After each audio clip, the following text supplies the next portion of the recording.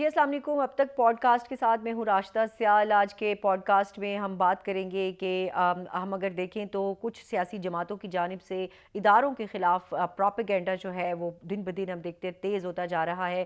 Social media کے حوالے سے مختلف ٹرینڈز چلائے جاتے ہیں اور اس کی وجوہات کیا ہیں. پھر ایک طرف سول نافرمانی کی بات کی جاتی ہے لیکن اس کے اندر بھی ابہام ہے کہ یہ کرنا ہے نہیں کرنا.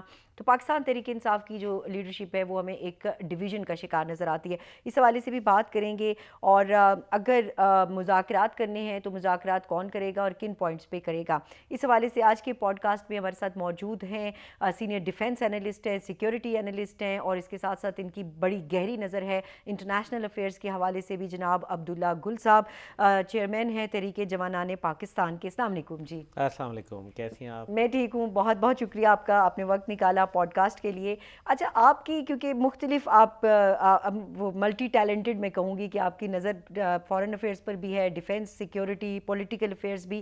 ابھی ہم یہاں سے سٹارٹ لے لیتے ہیں کہ جو فوج کے یا اداروں کے خلاف اس وقت پروپیگنڈا کیا جا رہا ہے بالخصوص ایک پرٹیکولر پولیٹیکل پارٹی کی جانب سے, تو آپ اس کو کیسے دیکھتے ہیں؟ اس کا کیا وجہ کیا ہے, کیوں ٹارگٹ کیا جا رہا ہے؟ بسم اللہ الرحمن الرحیم. راشدہ صاحبہ بہت بہت شکریہ, آپ نے مجھے مدعو کیا. اور غالباً یہ اب تک ٹی وی کا جو ہے وہ ایک پوڈ کاسٹ کا سلسلہ شروع ہوا ہے, تو مجھے بڑا یہ اعزاز حاصل ہے کہ اس پوڈ کاسٹ کے اندر مجھے بھی مدعو کیا گیا. It's almost first podcast with you. If it is first then I am a lucky one. تو جہاں تک تعلق ہے, دیکھیں پاکستان تحریک انصاف بہرحال ایک ایسی جماعت ہے جو عوام کے اندر مقبولیت ہے, لیکن ضروری نہیں ہوتا کہ ہر چیز جو مقبول ہو وہ اس کی بات کو تسلیم کر لیا جائے. صحیح. بچہ بہت چاہتا ہے ماں سے کہ وہ روزانہ اسکول نہ جائے, گیم کھیلتا رہے اور برگر پیپسی پیتا رہے, لیکن ماں جو ہوتی ہے وہ اسکول بھی بھجواتی ہے, مولوی صاحب سے بھی پڑھاتی ہے اور ساتھ ہی ساتھ جو ہے اس کو پراٹھا اور انڈا بھی کھلاتی ہے. اور اس میں بچے کی بہتری ہی ہوتی ہے, کیونکہ یہ بچے کی بہتری ہوتی ہے. اور جو کہتے ہیں نا میجورٹی از اتھارٹی, یہ بالکل غلط ہے. دنیا میں سب سے بڑا مذہب جو ہے وہ اس ٹائم پہ تو کرسچینٹی ہے غالباً. تو اگر کرسچینٹی سب سے بڑا مذہب ہے تو پھر ہم کیا اپنا مذہب چینج کر لیں؟ نعوذ باللہ, کہ میجورٹی وہ ہے تو میجورٹی وہ ہے تو پھر وہی میجورٹی از اتھارٹی, تو پھر تم میجورٹی تو نہیں ہے. 313 کم تھے یا 1000 تو پھر 313 تھے, لیکن جو اللہ تعالیٰ نے فتح دینی تھی وہ کس کو دینی؟ فتح جو ہے وہ حق اور سچ کے درمیان ہوتی ہے, اور جھوٹ جو ہوتا ہے وہ مٹنے کے لیے ہوتا ہے, زیادہ دیر نہیں ہوتا, چاہے وہ جتنا زیادہ بھی ہو, کثیر بھی ہو. کہا گیا کہ کہہ دو کہ حق آ گیا اور باطل مٹ گیا, بے شک کہ وہ مٹنے کے لیے ہے. اس لیے وہ ایک دجال کا چیز آتی ہے, لوگوں کو بہت اٹریکٹ کرتی ہے, لیکن ڈز ناٹ مین کہ وہ صحیح ہو. تحریک انصاف کا جہاں تک ایک حکومت اور ریاست کے حوالے سے عمل ہے, تحریک انصاف کو اپنے رویے جو ہیں وہ سیاسی رکھنے چاہیے. وہ رویے جو ان کو اقتدار میں لے کے آئے وہ رویے سیاسی تھے. ویسے یہ جو آپ بات کر رہے ہیں, کیونکہ بہت سارے لوگ یہ کہتے ہیں کہ شاید یہ رویے اس وقت بھی سیاسی نہیں تھے. نہیں, میرے خیال میں اس ٹائم پہ اتنے انتہا پسندانہ نہیں تھے, اتنے شدت آموز نہیں تھے جتنے اب وہ بن گئے ہیں. تو میرا خیال ہے کہ وہ شدت جو آ گئی, اور شدت جب بھی آ جاتی ہے تو انسان اپنے ہوش حواس جو ہے اس کو جو ہے وہ بیلنس نہیں کر سکتا. وہ پھر جو ہے نا ایک اور ہی اس ڈگر کے اوپر نکل جاتا ہے, اور وہ ڈگر آپ کے سامنے ہے. وہ ڈگر جو ہوتی ہے وہ آپ کو برائی کی طرف لے کے جاتی ہے, آپ کو تقسیم کی طرف لے کے جاتی ہے. یہ جو ابھی خاص طور سے فوج کی اگر ہم بات کریں, سول گورنمنٹ کو چھوڑ دیں, فوج کی بات کریں تو بالخصوص ہم دیکھتے ہیں کہ فوج کو ٹارگٹ کیا جاتا ہے سوشل میڈیا پر بھی, اس کے علاوہ مختلف پلیٹ فارمز کے اوپر ایک پوری ٹیم جیسے لگائی گئی ہے, اپنے ریسورسز لگائے جا رہے ہیں. اس کی کیا وجہ ہے؟ دیکھیں راشدہ, ابھی بھی بات یہ ہے کہ فوج کو حوالے سے جو ہے نا, یہ بالکل آپ نے درست بات کہی کہ فوج کو ٹارگٹ کیا جا رہا ہے. عمران خان صاحب کی اور ان کی جماعت کی جو سٹرگل تھی وہ تو تھی پی ڈی ایم کی گورنمنٹ کے خلاف, سیاستدانوں کی مخالفت میں, اور اسی بنیاد کے اوپر وہ حکومت میں بھی آئے تھے, کیونکہ انہوں نے پاکستان پیپلز پارٹی اور مسلم لیگ جو رائٹ اور لیفٹ دھڑے تھے ان کو کہا کہ جی یہ دونوں ریجیکٹڈ ہیں اور ہم جو ہے وہ نئے لوگ ہیں. اس بنیاد کے اوپر ان کو جو ہے وہ لوگوں نے قبول کیا, اور بڑا ایک امید بھی تھی. وہ پردھانتی کی بات کرتے تھے, ریفارمز کی بات کرتے تھے, بہت سارے صحافی برادری جو تھی وہ بڑی پازیٹیو تھی کہ چلو یار ایک چانس ان کو بھی دینا چاہیے. لیکن اس سب سے ہٹ کے تو پھر جب یہ واقعات ہونا شروع ہوئے تو پھر مجھے یہ بتائیں کہ پاکستان تحریک انصاف اور اس کی لیڈرشپ نے اپنا جو ٹارگٹ تھا وہ سیاست دانوں سے جی ایچ کیو کی طرف کیوں کر دیا؟ توپوں کا رخ ادھر ہو گیا. ہاں اب یہ بات آ رہی ہے. اس کا مطلب یہ ہے کہ پاکستان تحریک انصاف جو ہے وہ ایک خاص ایجنڈا لے کے جو ہے وہ چل رہی ہے. جب پاکستان نیوکلیئر بنا تو پاکستان کے نیوکلیئر ایسٹ حاصل کرنے کے بعد بھارت اور اسرائیل اور دیگر دشمنان جو تھے، جو دین کے بھی تھے اور پاکستان کے بھی تھے، ان کو یہ لرزہ طاری ہو گیا کہ اب یہ برابری کی سطح پہ آ گئے ہیں، اس لیے ہم جو ہے ان کے ساتھ براہ راست مقابلہ کرنے میں جو ہے ممکن نہیں ہے. دوسری طرف افواج پاکستان نے اپنی شب و روز محنت کے ساتھ جو ہے وہ اپنا وہ مقام حاصل کیا کہ برطانیہ میں 3 سال ہو گئے ہیں کہ وہ نمبر 1 فوج دنیا میں کہلاتی ہے. 151 ممالک کی فوج اس میں حصہ لیتی ہے اور پاکستان فوج نمبر 1 آتی ہے. دیکھیں یہ بات. اب اس کے اوپر ایک کتاب ہے پاکستان اے ہارڈ کنٹری، اس کے اندر اینٹول لیون لکھتا ہے کہ اگر پاکستان کو توڑنا ہے خدا نخواستہ تو آپ افواج پاکستان کی جو لیڈرشپ ہے اس کو متنازع بنائیں، اس کے خلاف نفرتیں بھریں، اور اس کو کرنے کے لیے وہ جو طریقہ بتاتا ہے وہ یہ کہتا ہے کہ جناب اس کو کرنے کے لیے آپ کو پولیٹیکل لیڈرشپ چاہیے، آپ کو عوام کی سپورٹ چاہیے. آپ پی او کارپوریشن ہے جو کہ امریکہ کے اندر ایک رینڈ کارپوریشن جس طرح ایک پی او کارپوریشن، وہ کہتا ہے کہ آپ سبورژن کے ذریعے لوگوں کے ذہن کو تبدیل ذہن سازی کر کے لوگوں میں سوشل میڈیا اور کمپیوٹنگ سائنسز کے ذریعے کمپیوٹرز کے ذریعے آپ لوگوں کو تبدیل کر دیں تاکہ پاکستان کے ٹکڑے کیے جا سکیں. میں تھوڑا سا آپ کو کٹ کروں گی اور ایک چیز میں اپنی بھی انڈرسٹینڈنگ کے لیے آپ سے جاننا چاہوں گی اور دیکھنے والے ویورز بھی جاننا چاہیں گے.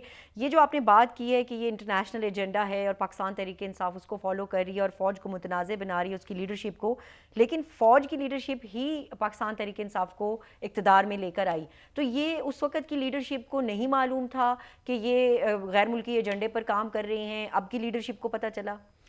نہیں، میرا خیال ہے کہ اس وقت لیڈرشپ جو تھی وہ شاید اتنی میچور نہیں تھی، یا شاید اتنا کسی کے دلوں کا حال تو جاننا تو آپ کو پتہ ہے یہ تو اللہ ہی جانتا ہے نا، کسی کے دل کے اندر تبدیل ہو جائے تو جو انٹرنیشنل ایک پلانز ہوتے ہیں، گیمز، دیکھیں انٹرنیشنل پلانز تو تھے لیکن میرے خیال ہے اس ٹائم پہ شاید لیڈرشپ نے اگنور کر دیا. میں یہ سمجھتا ہوں کہ یہ غلط کیا ان کو، لیڈرشپ اس وقت کی بھی اس غلطی میں میرا خیال ہے کہ اس وقت کی جو لیڈرشپ تھی اس کے ساتھ بہت بڑا ایک یہ مسٹیک ہوئی جس کا خمیازہ جو ہے پورے پاکستان نے تو جو بھگتا ان کے جو ادارہ تھا، جو ہمارا پیارا ادارہ، اس کو سب سے زیادہ آج بھی بھگتنا پڑ رہا ہے. تو یہ ایک آن گوئنگ پروسیس ہے. لیکن جو میں آپ سے گزارش کر رہا تھا، اب یہ سارا کا سارا انہوں نے ایک جس کو کہتے ہیں 5th جنریشن وارفیئر، آپ کو یاد ہے جنرل آصف غفور صاحب نے شروع کیا، بڑا پاکستان کے اندر 6th جنریشن وارفیئر بھی ہو گئی.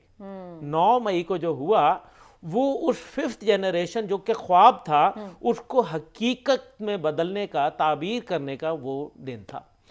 9 مئی کے اندر اگر ذرا سی بھی فوج جو ہے وہ ادھر ادھر ہوتی، خدا نخواستہ تقسیم کا بھی شکار ہو سکتی تھی، خدا نخواستہ جو ہے وہ عوام کے سامنے کیجولٹی بھی بن سکتی تھی، اور ساتھ ہی ساتھ جو ہے وہ فوج جو ہے بالکل ختم بھی ہو سکتی. لیکن انفارچونیٹلی 9 مئی میں فوج کے ہی کچھ لوگ بھی انوالو تھے، اور اب تو یہ چیزیں کھلا کے آ گئیں. جس وقت جنرل فیض حمید کے حوالے سے اعلامیہ بھی آ گیا اور جس طرح ان کا کورٹ مارشل بھی ہو گیا، تو اس کا مطلب ہے کہ اس فوج کے اندر بھی کچھ ڈویژن پیدا کرنے کی کوشش کی پی ٹی آئی نے.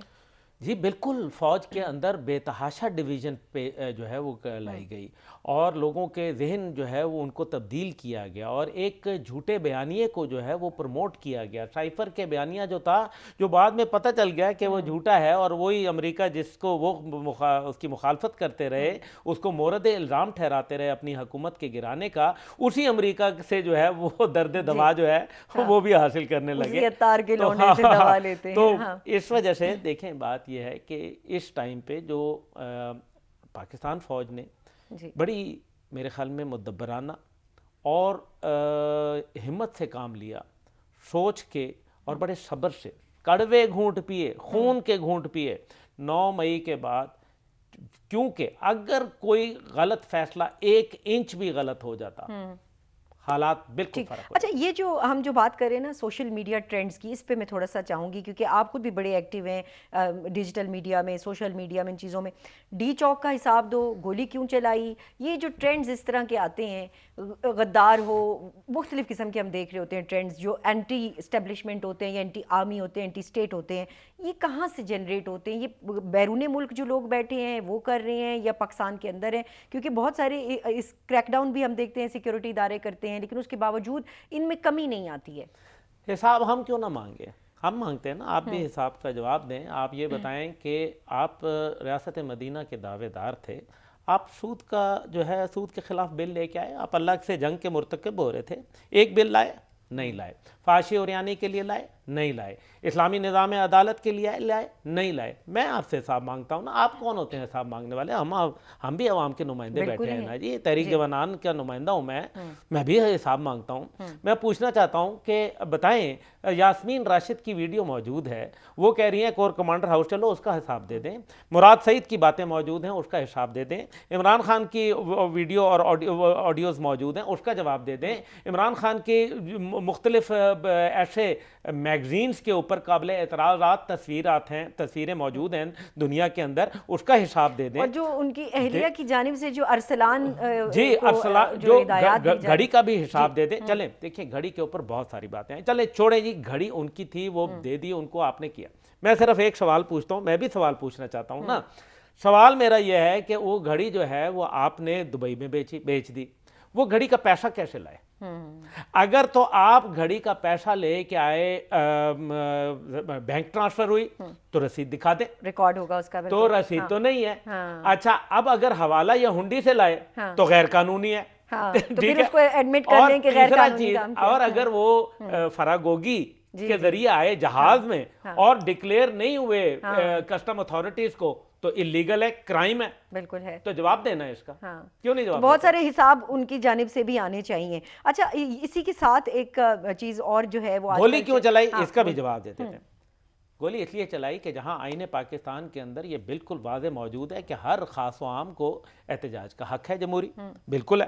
اسی آئین پاکستان میں لکھا ہوا ہے کہ اگر وہ احتجاج میں تشدد ہو, وہاں بندوقیں لے کے آ رہے ہوں, LMG گنیں لے کے آ رہے ہوں, ہارڈ کور ملیٹنٹس جو ہے وہ آ رہے ہوں, غیر ملکی جو ہے وہ دہشت گرد آ رہے ہوں, تو پھر ریاست کو کیا کرنا چاہیے؟ بیٹھ کے جو ہے وہ چین کی بنسی بجائے؟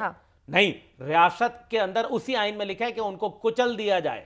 اچھا یہ جو گولی کیوں چلائی کی بات ہم کر رہے ہیں, یہ جو پروپیگنڈا ہے, اتنے لوگ مار دیے, اتنے لوگ مار دیے, وہ ایک جھوٹ اور فیک ویڈیوز, وہ اس کے اوپر آپ کیا کہیں گے؟ پھر اب میں آپ کا کومنٹ اس کے بعد افغان شہریوں کے حوالے سے بھی دیکھیں. میرا ایک سوال کا ہے, وہ بشرا صاحبہ غالباً مردان میں وہ گئیں, بشرا بی بی جو تھی, اور وہ 1 کروڑ روپیہ دے کے آئیں ان بندوں کو جو وہاں ایک انہوں نے کہا کہ یہ شہید ہو گیا ہے وہاں, ان کے مطابق وہ شہید ہو گیا ڈی چوک کے اندر.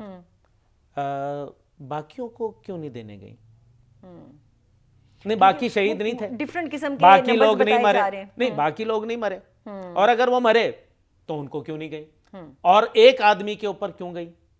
اس کا مطلب ہے کہ وہ خود یہ تسلیم کر رہے ہیں کہ ایک آدمی, یہ وہ ایک افسوسناک ڈیتھ ہوئی جو کنٹینر سے گر کر ہوئی نا. جی دیکھیں نا, میں وہی آپ سے بتا رہا ہوں کہ یہ ساری کی ساری چیزیں جتنی بھی ہیں, ایون ریاست کیا نہیں کرتی. ابھی آپ کو امریکہ کے اندر کیپٹل ہل کے اندر جب حملہ ہوا تو اس ٹائم کے اوپر ایک آدمی اسپیکر کی کرسی پہ کھڑا ہو گیا, 18 سال قید بعد مشقت دی ہے امریکہ کے قانون نے. اور یہاں پر ہم نے دیکھا کہ جو فوج تعینات تھی وہ صرف سرکاری عمارتوں کی حفاظت کے لیے تعینات تھی. فوج تو بالکل آمنے سامنے آئی ہی نہیں پبلک کے, پروٹیسٹرز کے ساتھ تو فوج کا ٹکراؤ ہی نہیں ہوا. تو یہ جو پروپیگنڈا بنایا گیا کہ جی آرمی نے ڈائریکٹ آ کر لوگوں پہ فائر کیا ہے, یہ ایک جھوٹا فیک پروپیگنڈا ہے. آرمی نے اگر ڈائریکٹلی فائر کیا ہوتا نا جی, تو آرمی کی ایک ٹریننگ ہے بڑی, 1 man 1 bullet.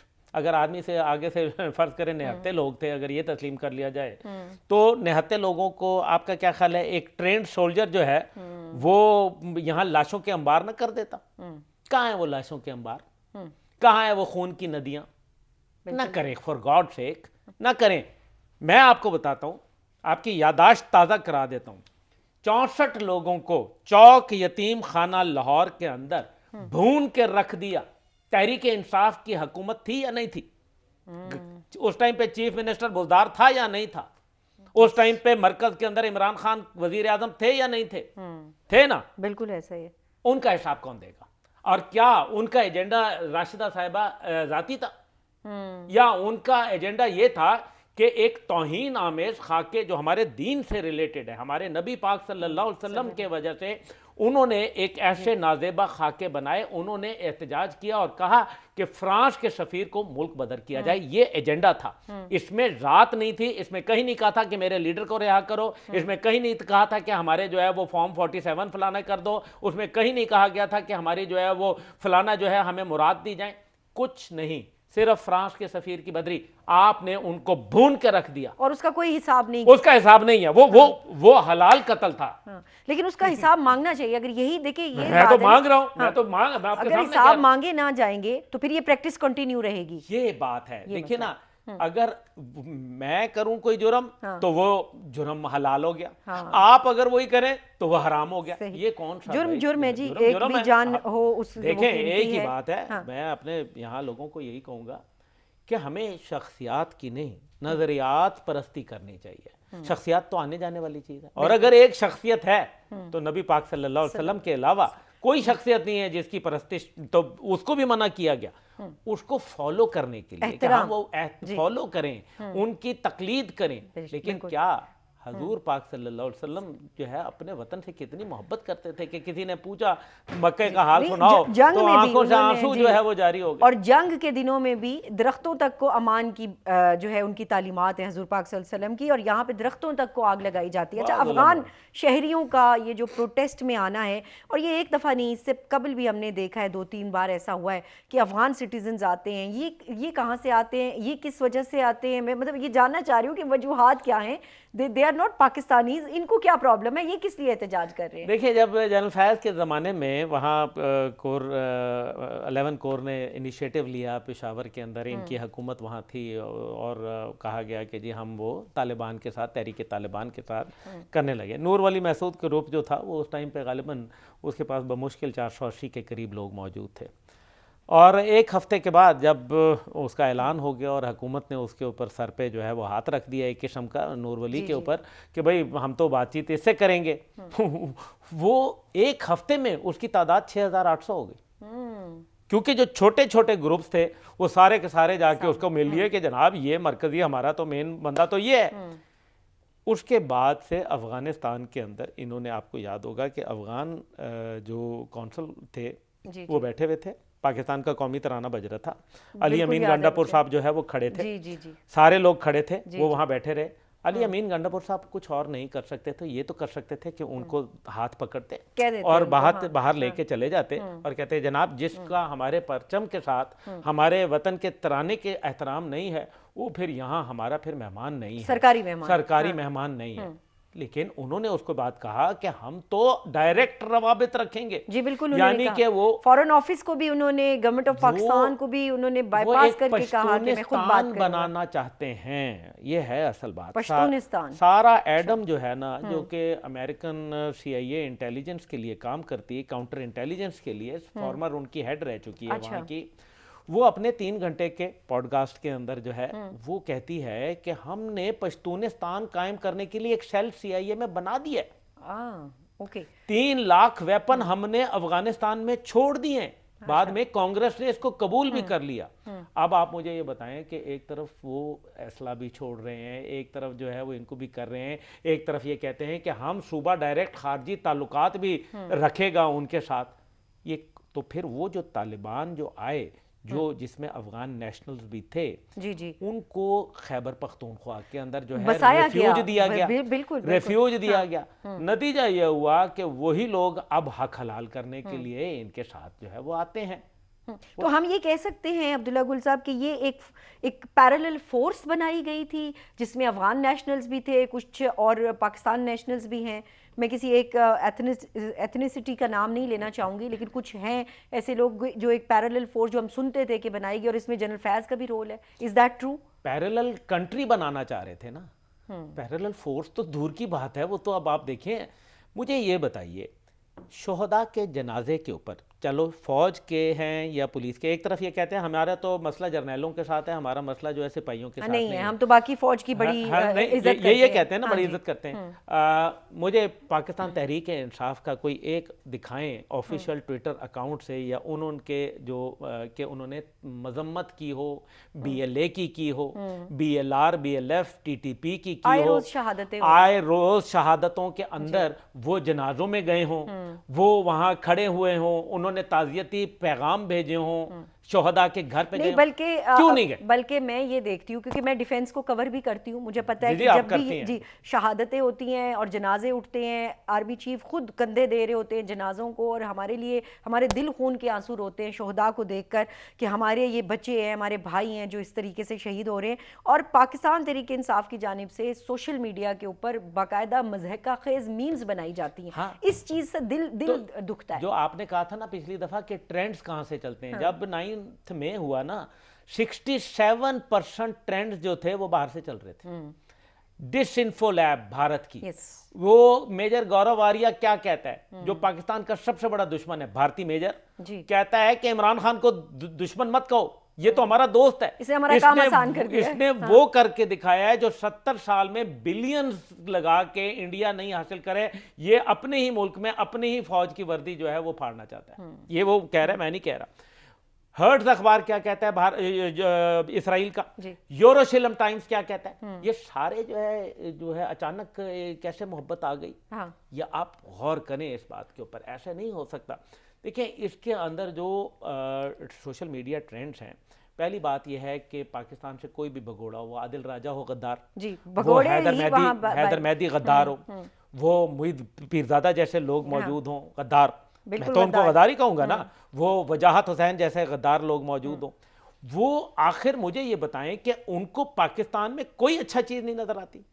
وہ پاکستان کے کتنے شہداء کے حوالے سے جو ہے وہ تعزیت کرتے ہیں، وہ بھی تو کریں نا. مجھے یہ سمجھ نہیں آتی کہ وہ عادل راجہ بھگوڑے جیسے لوگ یہ کہتے ہیں کہ جی ہمیں بھگوڑے نہیں، غدار جیسے لوگ، غدار بھگوڑے جو بھی ہیں، اندر سے ہمیں خبر آئی. بھائی آپ کو کوئی بات آپ سے کرنا پسند نہیں کرتا، یہاں پہ آپ اپنے سے فیک نیوز اور ٹیبل سٹوریز بنا کے لوگوں کی ذہن سازی کرتے اور کہتے ہیں اندر سے خبر آئی. بات یہ ہے کہ ان تمام جو بیچارے نا یہ وہ لوگ ہیں جن کے پیٹ میں اتنے مروڑ پاکستان کے لیے اٹھ رہے ہیں، بھائی پاکستان آ جاؤ، کیوں نہیں آ جاتے؟ اتنا درد ہے تو، اتنی تکلیف ہو رہی ہے، اتنا درد دل رکھ رہے ہو پاکستان کے لیے، آؤ خدمت خلق کرو، آؤ ساتھ مل کے کرتے ہیں. ہاں بالکل صحیح ہے، لیکن اس کے لیے نہیں کریں گے. Again coming back to Afghan citizens, وہی والی بات ہے جو یہ جو ہے مارنگ بلوچ، اس کی آپ رنگ بازیاں دیکھیں. وہ مارنگ بلوچ جو ہے وہ کیا کہتی ہے کہ جب بھی کوئی اٹھ کے وہ جب کوئی بی ایل اے کا ہو جائے تو وہ اس کے اوپر اس کو افسوس ہونا شروع ہو جاتا ہے. لیکن جب ان کی وہ کلی کھل جاتی ہے تو وہ کبھی کچھ نہیں بولتی. جب وہ پنجابیوں کو وہاں قتل کر دیا گیا، شناختی کارڈ نکلوا کے، اس کا منہ بند ہو گیا، تالا لگ گیا. انٹرنیشنل ایجنڈا ہے جس کے اوپر وہ کام، وہ ماما قدیر تو فلانا ڈھمکانا، یہ سب ایک ہیجمونک ڈیزائن ہے. یہ ایک پورا ایجنڈا ہے جس کو پورا کرنے کے لیے، اور یہ سب کیریکٹرز ہیں جو اپنا اپنا رول، یہ سارے کیریکٹرز ہیں. اور یہ جس کو ایک وہ علیحدہ میں نے آپ کو بتایا نا، بنگلہ دیش میں ابھی کیونکہ 16 دسمبر گزرا ہے، یہ بتائیے کہ مکتی بھانی دشمن تھی یا مکتی بھانی کے پیچھے ہاتھ بھارت کا؟ بھارت تھا نا دشمن. اچھا مکتی بھانی، تو اس کا مطلب یہ ہے کہ یہ تمام کی تمام فکٹیشس، تب کیا تھا؟ پروپیگنڈا. آج کیا ہے؟ پروپیگنڈا. کیوں ہو رہا ہے؟ پاکستان نیوکلیئر ہے، پاکستان کا محل و وقوع مضبوط ہے، پاکستان چین کا دوست ہے، چین کے لیے ایک راہداری پرووائڈ کر رہا ہے، سینٹرل ایشیا سے کنیکٹیویٹی ہو رہی ہے، گوادر پورٹ جو ہے وہ دنیا کا بہترین پورٹ کے طور پر سامنے آ رہا ہے. پاکستان محل و وقوع ہیں، پاکستان کے پاس 6 ٹریلین ڈالر سے زیادہ جو معدنیات ہیں وہ صرف بلوچستان اور سندھ میں موجود ہیں، کے پی اور باقیوں کو تو چھوڑ ہی دیں.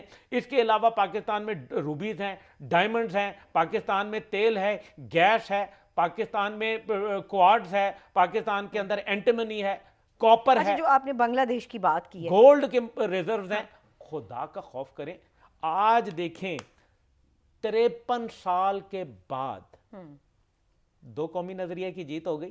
بھارت کا منہ کالا ہوا یا نہیں ہوا؟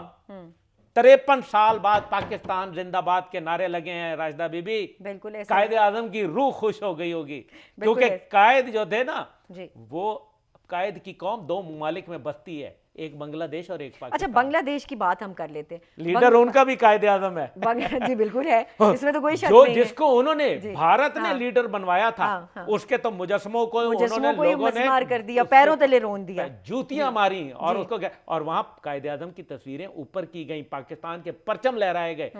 پاکستان کی یہ ملٹری ڈیفیٹ نہیں تھی, خدا کے لیے یہ ایک سیاسی اور قومی جو ہے وہ ہار تھی, نہ کہ ایک عسکری ہار تھی. اچھا میں آپ سے یہ جاننا چاہوں گی کہ بنگلہ دیش کی ہم بات کر رہے ہیں, ہمارے جو یہ پولیٹیشنز ہیں یہ بڑے شوق سے, بڑی خوشی خوشی پچھلے دنوں ایک یہ بھی یہاں پہ ٹرینڈ چلا رہے تھے کہ جی بنگلہ دیش جیسے حالات ہو جائیں گے پاکستان میں, اور جس طرح بنگلہ دیش میں بغاوت ہوئی یہاں بھی ہوگی. یہ بنگلہ دیش کی مثال دے کے یہ وطن سے محبت کر رہے ہیں یا وطن سے دشمنی کر رہے ہیں, کرنا کیا چاہتے ہیں یہ؟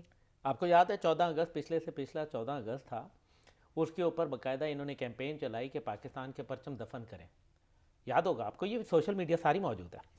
مجھے اور میری تحریک جوانان کو اتنا اس کے اوپر رنج ملال اور اتنا ہمیں شدید تکلیف ہوئی, ہم نے 1 کلومیٹر لمبا پرچم بنوایا, اپنے پیسے سے میں نے بنوایا. اچھا وہ پرچم لے کے ہزاروں لوگ, الحمدللہ ہماری پارٹی کو تو چھوڑ دے, پاکستان کا میرے خیال میں کوئی ایسی عورت وہاں سے جو گزر رہی تھی کہ اس نے وہ تھاما نہ ہو, کوئی بچہ, کوئی لڑکا, کوئی بوڑھا, کوئی جوان, سب کے سب وہ پرچم تھام کے جو ہے ہم راولپنڈی میں واک کرتے رہے. اور یہ پورا پرچم 1 کلومیٹر لمبا تھا اور تقریباً یہ کوئی 16 فٹ چوڑا تھا. اچھا ویری نائس. الحمدللہ تو وہ جو پھر کر رہے تھے, کیا تحریک انصاف کی طرف سے ان کو شو کاز نوٹس ملا؟ کیا ایسے لوگ جنہوں نے پاکستان کے, یہ کیوں ڈاکٹر معید پیرزادہ کو, اس کو عادل راجہ کو, حیدر مہدی کو کیوں فالو کیا جا رہا ہے؟ کون کرتا ہے, کیوں کر رہا ہے, کیوں ان کے ٹرینڈز بن رہے ہیں؟ اس کا مطلب ہے یہ پروموٹ کیا. 810 ملین پاک روپیز جو تھے وہ خیبر پختونخوا کی جو پچھلی گورنمنٹ تھی اس نے باقاعدہ خرچ کیے تحریک انصاف کی. یہ آفیشیل رپورٹ ہے, آپ کے نظر سے گزری ہوگی. 810 ملین سے 1234 لوگ انہوں نے بھرتی کیے. 25,000 روپیہ فی بندہ انہوں نے, منیمم تنخواہ جو تھی وہ 25,000 روپے رکھی. سوشل میڈیا واریر کے نام پہ جو تحریک انصاف کے لیے کام کرتے تھے, پی ٹی آئی کا سیل تھا نا, تو یہی کر رہے تھے نا, یہی کر رہے تھے. تو اب یہ جو بنگلہ دیش بنا دیں گے, بنگلہ دیش والے حالات کر دیں گے, کچھ نہیں ہونا. بنگلہ دیش بنا دیں گے, بنگلہ دیش بنانا تھا تو ان کی طرح ترقی کر کے دکھاتے, وہ بنگلہ دیش بنانا تھا, پاکستان کو ترقی پیروں پہ کھڑا کرتے ترقی کے. اچھا افغانی کی بات میں دوبارہ کرنا چاہوں گی. افغان شہریوں کی ہم پروٹیسٹ کی بات کرے تھے, لیکن یہاں پہ افغان شہری نہ صرف پروٹیسٹ میں انوالو نظر آتے ہیں بلکہ ہمیں کچھ ٹیررسٹ جو ایکٹیویٹیز ہیں اس کے اندر بھی, اور جو افواج پاکستان پر حملے ہوئے اس کے اندر بھی افغان سٹیزنز انوالو تھے, کیونکہ آپ کی انٹرنیشنل افیئرس پہ, سیکیورٹی افیئرس پہ بڑی گہری نظر ہے. آپ سے میں یہ جاننا چاہوں گی کہ گورنمنٹ آف پاکستان نے 31 دسمبر کی ایک ڈیڈ لائن دی ہے کہ جو اللیگلی افغان سٹیزنز یہاں رہ رہے ہیں وہ پاکستان سے چلے جائیں, لیکن ہم دیکھتے ہیں کہ بازاروں میں, مارکیٹوں میں, ناٹ اونلی اسلام آباد, کوئٹہ میں, کراچی میں, ہر جگہ میں, پشاور میں نظر آتے ہیں. اس کا حل کیا ہے؟ دیکھیں, ان کا ایک طرف تو افغان طالبان حکومت کہتی ہے کہ ہم نے امن لے آئے ہیں, سلامتی لے آئے ہیں, خوشحالی لے آئے ہیں, تو اچھی بات ہے. ان کو تو آل دا مور ریزن اپنے لوگوں کو واپس بلوا لینا چاہیے, اس میں تو کوئی بری بات نہیں ہے. وہ تو یہاں آئے تھے, ہمارے مہمان تھے, اور اگر وہاں پیس ہے تو وہ چلے جائیں, پیس ہے تو ضرور چلے جائیں وہاں جانا چاہتے ہیں. دوسری بات یہ ہے کہ رجسٹریشن کی بات کرتے ہیں تو میرے خیال ہے یہ حکومت کا رائٹ ہے. کون سا دنیا کے اندر ایسا ملک ہے, آپ برطانیہ جا کے بغیر رجسٹریشن کے آپ رکھ سکتی ہیں؟ نہیں رکھ سکتی نا. دیکھیں یہاں آزادانہ نقل و حرکت ہو رہی ہے, جن کے ریفیوجی سٹیٹس ہیں وہ بھی پھر. اس سے پہلے ریفیوجیز نے کبھی بھی کسی پاکستان میں اللیگل ایکٹیویٹی کے اندر ملوث نہیں ہوئے, یہ بھی میں آپ کو بتا دوں. لیکن یہ کچھ سالوں سے, یہ جب سے ضرب الز کا معاملہ شروع ہوا اس کے بعد سے نظر یہ آتا ہے کہ کچھ اب وہ اس سے شامل ہونا شروع ہیں. بھارت کا انفلوئنس وہاں بہت زیادہ بڑھ گیا, اور اس کے اندر کچھ فتنہ فساد کے جو سوچ تھی, جو تکفیری تھے اور لوگ تھے, وہ جو ایکسٹریمسٹ تھے, اس کے اندر داعش تھے, ISKP ہے, دیگر ہے, وہ درمیان میں جو ہے وہ یہ کام کرتے ہیں. اب میرا خیال ہے کہ یہ دہشت گردی جہاں تک اپنی جگہ ہے, یہ تو بڑا خطرناک صورتحال ہے نا پاکستان کے عوام جو ابھی ریسنٹ ایک ویو ہم دوبارہ دیکھ رہے ہیں نا, اس کے حوالے سے ہی میں اس کنٹیکس میں بات کری تھی کہ دوبارہ سے لیکن نہیں, حکومت میرے خیال میں ابھی کیے جا رہے ہیں, اس کے اندر افغان طالبان حکومت کی جو کولیبریشن ہے نا وہ بہت ہی کمزور ہے. ابھی ریسنٹلی جو سراج الدین حقانی کے جو چاچا تھے, مولوی جلال الدین حقانی کے چھوٹے بھائی خلیل حقانی, جو کہ ریفیوجیز کے منسٹر تھے, ابھی ان کو شہید کیا گیا. وہ بڑا اچھا آدمی تھا. وہ پاکستان اور افغانستان کے درمیان میں ایک بہت مضبوط پل کا لیکن ابھی کردار ادا آپ کو کرتے لگتا ہے کہ تھے. اس اب آپ وقت یہ نہیں, میری بات سنیں, اب آپ یہ دیکھیں کہ سر ان کو کیوں شہید کیا گیا, کیوں بم دھماکے میں اڑایا گیا, تاکہ پاکستان کے ساتھ کوئی بہتری کا عمل نہ پیدا ہو سکے.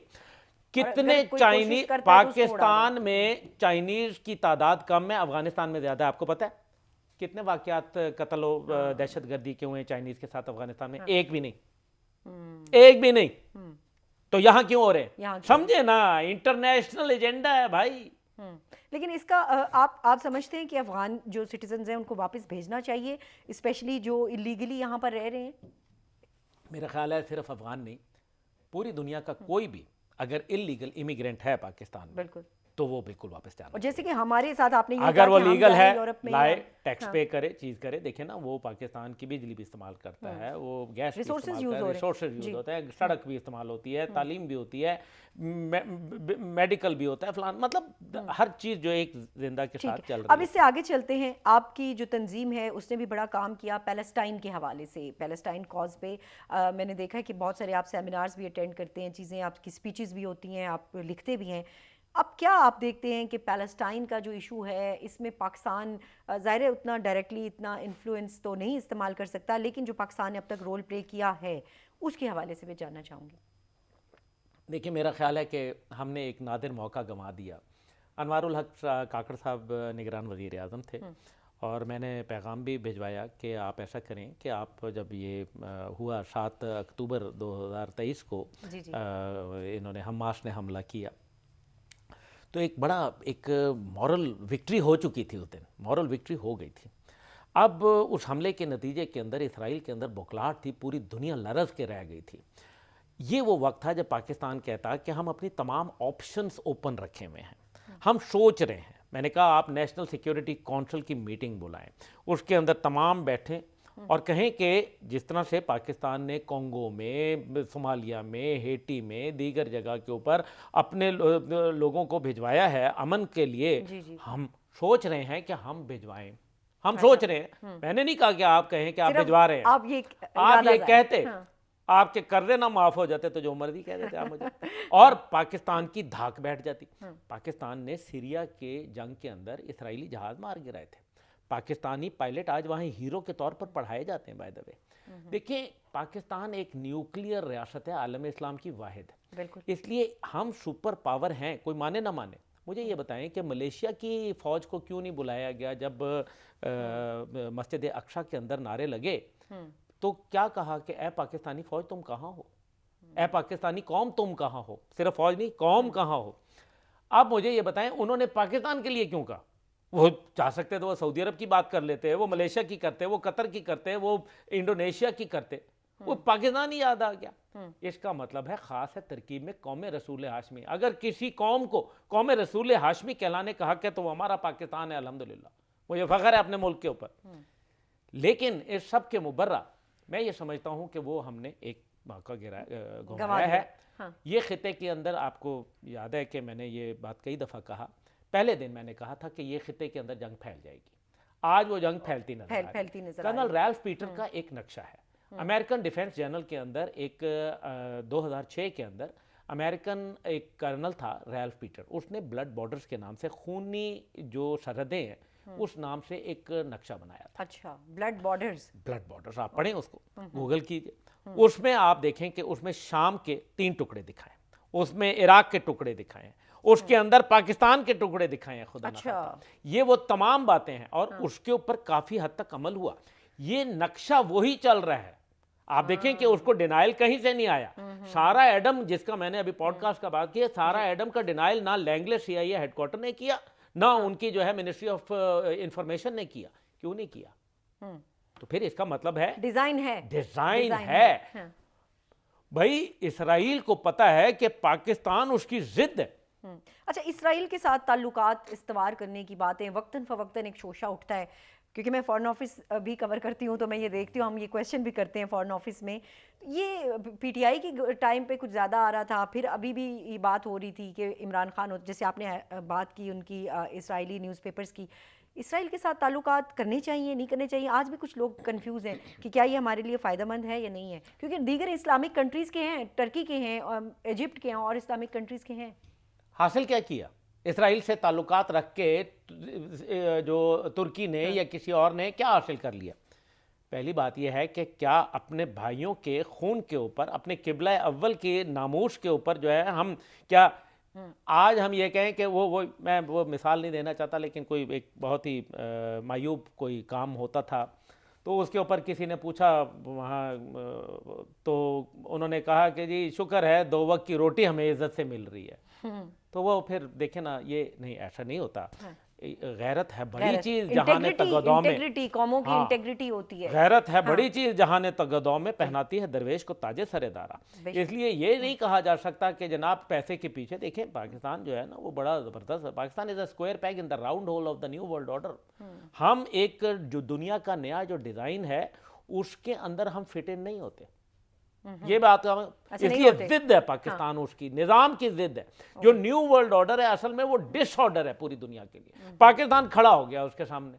یہ ہے لوگوں کو الگ سے میں ایک آپ کے ساتھ پوڈ کاسٹ کروں گی کسی دن یہ نیو ورلڈ آرڈر کے حوالے سے، یہ بڑا انفارمیٹیو۔ لیکن جو آپ نے بات کہی نا اسرائیل کے ساتھ تعلق بالکل بھی نہیں ہونا چاہیے۔ اسرائیل کے ساتھ پاکستان قائد اعظم محمد علی جناح رحمۃ اللہ کا بڑا واضح موجود ہے کہ پاکستان کا بچہ ٹکرا جائے گا، حد تک کہ اس کو پاش نہ کر دے، یہ ناجائز ریاست ہے، ناجائز ریاست ہے۔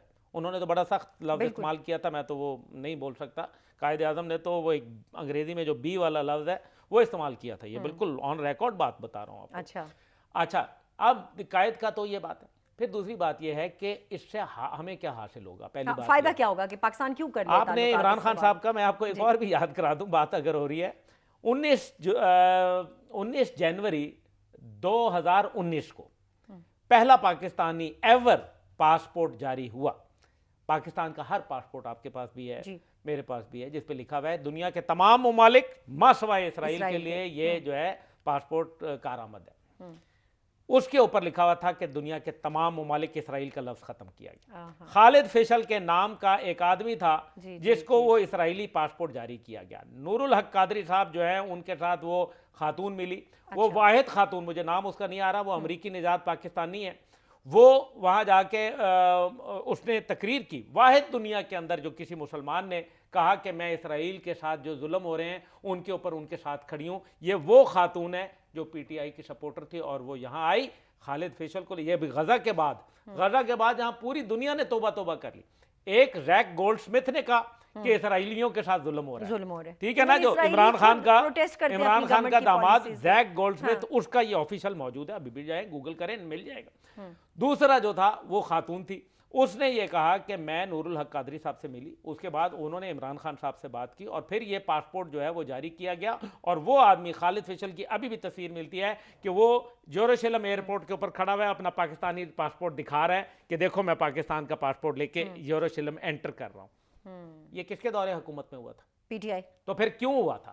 اس کے اندر جو ہے کچھ صحافیوں کو بھجوایا گیا۔ جی مجھے پتہ ہے، وہ ایک ڈیلیگیشن گیا تھا، کہا یہ گیا تھا کہ وہ پاکستانی نیشنلز نہیں ہیں، نہیں سب فورن نیشنلز۔ پھر وہ ایک اور جو ہے وہ ایک بخاری صاحب تھے، میں نام کیا لوں، برطانیہ سے، وہ کس کے جہاز کے اندر جو ہے وہ وہاں اسرائیل گئے تھے، وہ خود بھی برطانوی شہری ہیں، وہ برطانیہ سے ایک اسپیشل جہاز اسرائیل کیا۔ پھر آگے آ جائیں، 16 دسمبر یا 19 دسمبر، مجھے ابھی ذہن میں نہیں، 18 دسمبر سن 2018، 18 دسمبر سن 2018 ایک اسرائیلی طیارہ عمان کے ذریعے پاکستان آتا ہے۔ جی وہ مجھے امیگریشن ڈپارٹمنٹ، آپ کو یاد ہے، امیگریشن ڈپارٹمنٹ میں باقاعدہ اس کی وہ آئی ہوئی ہے کہ اسرائیلی نژاد لوگ اترے ہیں۔ وہ ڈائریکٹ کس کے پاس؟ نور خان ایئر بیس پہ کھڑا، نور خان ایئر بیس کس کے پاس تھا، اور کس کے حکم پہ اس کو لینڈ کروایا گیا؟ اور بی بی سی نے رپورٹ کیا۔ بی بی سی اس ٹائم پہ تحریک انصاف کی حکومت کے اسپوکس مین نے بولا کہ جناب یہ جھوٹ ہے، ہم پر الزام ہے، غلط ہے۔ اس پہ بی بی سی نے کہا کہ ہمیں عدالت لے کے جاؤ، ہمیں عدالت لے کے جاؤ، تاکہ ہم جو ہے پھر وہاں سچ کا سچ اور جھوٹ کا جھوٹ کر دیں گے۔ نہیں لے کے گئے، شہباز گل صاحب اس وقت نہیں لے کے گئے، نہیں لے کے گئے۔ کیوں نہیں لے کے گئے؟ جواب دینا ہے اس کا۔ تو بہت سارے جواب، تو پھر جواب تو ہم بھی مانگتے ہیں، گولی کیوں چلائی تو ہم بھی یہ جواب مانگتے ہیں، یہ کیوں کیا؟ بہت اچھا رہا جی آج کا ہمارا یہ پوڈ کاسٹ, اور بڑی مزیدار آپ کی باتیں ہو رہی تھی اور بڑی انفارمیٹیو. آپ کے ساتھ ایک اور میں کروں گی جو نیو ورلڈ آرڈر کی آپ نے بات کی اس حوالے سے, کیونکہ میرا سبجیکٹ بھی فارن پالیسی ہے, تو اس پہ میں بھی چاہوں گی کہ آپ کے ساتھ ایک نشست اور ہو. بہت بہت شکریہ عبداللہ. بہت شکریہ. میں یہ ساری باتیں جو کتنی کی ہیں, جی آپ یقین مانیں میں کسی شخصیت سے کوئی, آپ کو پتہ ہے, عداوت نہیں رکھتا, پر میرے پاکستان کے خلاف کوئی کھڑا ہوگا میں اس کو جو ہے کبھی نہیں بخشوں گا, اپنی جان دوں گا, اگلے کو بھی نہیں چھوڑوں گا. آپ ایک سولجر کے بیٹے ہیں. Oh yes, I am a proud son of General Hamid Gul. Yes. الحمدللہ. Yes. میرے والد نے پاکستان کے جنرل تھے, کسی اور ملک کے نہیں, اس ملک کے لیے انہوں نے قربانی دی ہے. میں بھی انشاءاللہ میرے پاکستان کو کوئی کچھ کہے گا میں اس کو بالکل برداشت نہیں کر سکتا. تھینک یو ویری مچ جی, بہت بہت شکریہ آپ کا. اس کے ساتھ ہی آج کے اس اب تک پوڈ کاسٹ سے مجھے بھی اجازت دیجیے. اللہ نگہبان.